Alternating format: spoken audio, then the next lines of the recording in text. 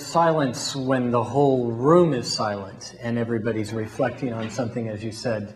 There's also then the teacher's silence as students in the room converse for quite a long time without you intervening to redirect or to question a student to go deeper. Every year in the English department, we get about 20 new teaching assistants who teach their own standalone composition courses.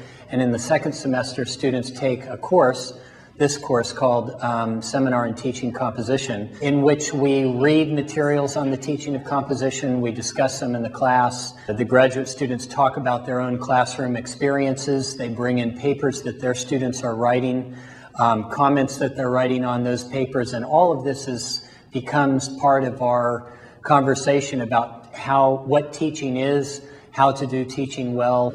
I got a lot out of this personally, and I think that one of the problems that the freshmen in GW have coming in is their fear of the I, the introduction of I, their avoidance of I. Yeah, I did do that. What did you do? What was your assignment? They had to reconstruct a memory. They worked with Alice Walker, and they had to reconstruct a memory that significantly impacted their life.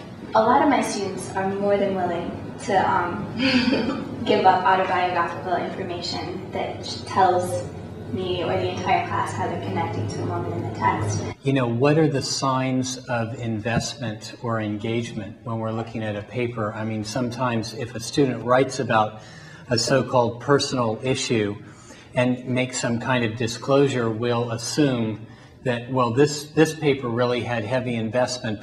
One of the students suggested that they would like to respond to the paper in terms of how much time they thought was invested in the paper. Mm-hmm. Was this a paper that was simply, tossed off in a half an hour, or was there research? Was there outlining? Was there underpinnings? Was there an architecture of the paper? Teaching for me is constantly surprising. That's one of the things that makes it rewarding.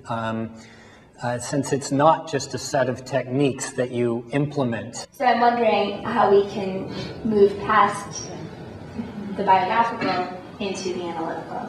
The most important thing to me in teaching an undergraduate course is helping students participate in the life of the university. And by that I mean in the making of knowledge that goes on in the university. The way knowledge really works, which is that it's constantly being remade, undone, reformulated, and that's the work of the university. I want to help students to participate in that. I think sometimes also there's the notion that, well, once they get to graduate school, maybe they'll finally be able to participate in that kind of remaking of knowledge. I think it's actually never too early to engage students as freshmen, and in fact even before. So I would say that, in K-12 education, that students from the earliest ages can participate in that kind of process.